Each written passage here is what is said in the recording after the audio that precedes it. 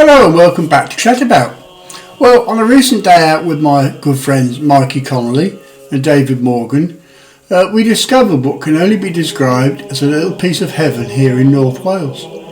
Yes, I know there are many beautiful places in North Wales, but this beautiful place is located somewhere you just simply wouldn't expect to find somewhere as beautiful as it is. It's located amongst housing estates and industrial areas in Greenfield, near the bustling town of Holywell, in the Welsh county of Flintshire, and it truly is a little piece of heaven.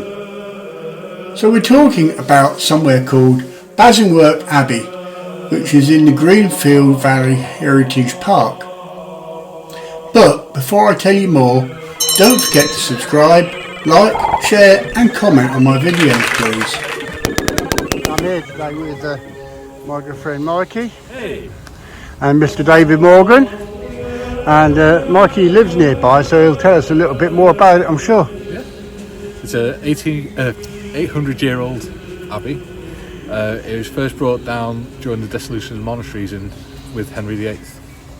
And it's been in this similar sort of state ever since. But there used to be that little building over there, behind the visitor centre, was actually a school.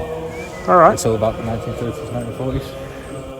Basingwerk Abbey, probably founded in about 1131 by Ranulph, Earl of Chester at the time. It is highly likely that the first location of the abbey wasn't at the current location at all in Greenfield, but in nearby Henblas.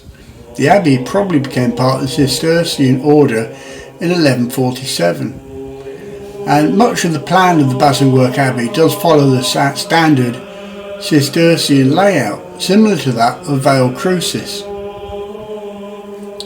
During the 13th century Welsh wars, Basingwerk's sympathies lay with the English.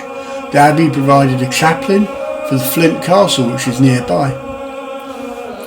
In 1157, Owain Gwynedd encamped his army at Basingwerk, though at the Henblas site, not at this current site, before facing the forces of Henry II at the Battle of Eulo.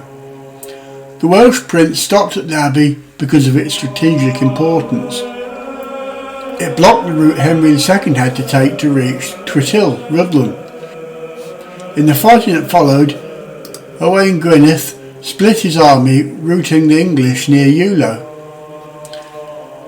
The abbey apparently suffered little, and in the later 15th century had become quite prosperous, owning extensive estates and entertaining numerous visitors in grand style. It was dissolved in 1536 with the dissolution of the monasteries during the reign of Henry VIII. Its dissolution was made lawful by the Dissolution of Lesser Monasteries Act, and the lands of the abbey were granted to the Mostyn of Trelacra. A legend says that a 12th century Basingwerk Abbey monk was lured into the nearby wood by the singing of a nightingale. Upon returning to the abbey he found it in ruins. He then crumbled to dust shortly afterwards.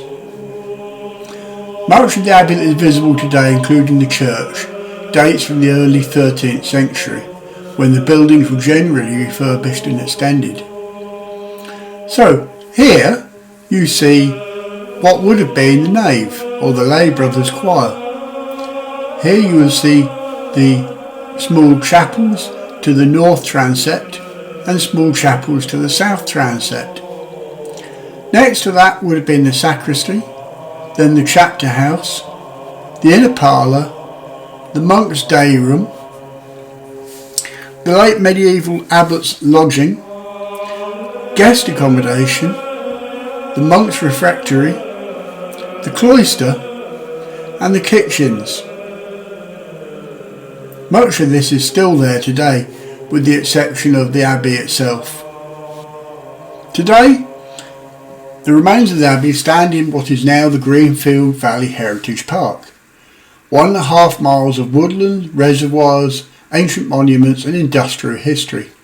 During the 18th century, the valley was a hive of industrial activity, its factories producing copper goods for the colonies and spinning cotton, which was brought back from the Americas. Once regarded as the cradle of the Industrial Revolution in North Wales, The valley is now a peaceful place, providing a day out for all the family. You will also find a little gem of a cafe called Bloom's Cafe within a few seconds walking distance from the Abbey ruins. The cafe is a licensed tea room and bistro.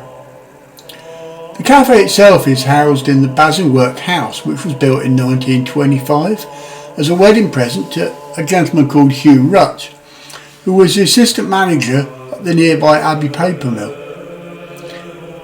Men employed at the paper mill actually did a lot of the construction work of the house. Within a few years the house was further extended though to provide a garage and rooms for a nurse and nursery for Hugh's 3 children.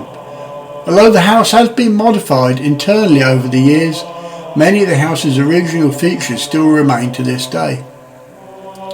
The cafe is a truly wonderful place to visit with a beautifully designed interior and delicious range of beverages and food available. Also, you'll find that the staff are extremely helpful and friendly. Ada, Hugh's wife, planted the original gardens, which included an orchard, a greenhouse and a tennis court. The gardens are to this day open to the public to roam around and include some lovely wooded walks. You wouldn't believe how close you are to a main road. You simply can't hear any traffic. As I said, this place is truly a little piece of heaven and is somewhere you must visit if you're visiting the Holywell area or indeed live in North Wales. I hope you've enjoyed my video and I hope you visit the Abbey and the cafe. But in the meantime, please don't forget to subscribe, like, share and comment on my videos, which means a great deal to me. Until next time, take care.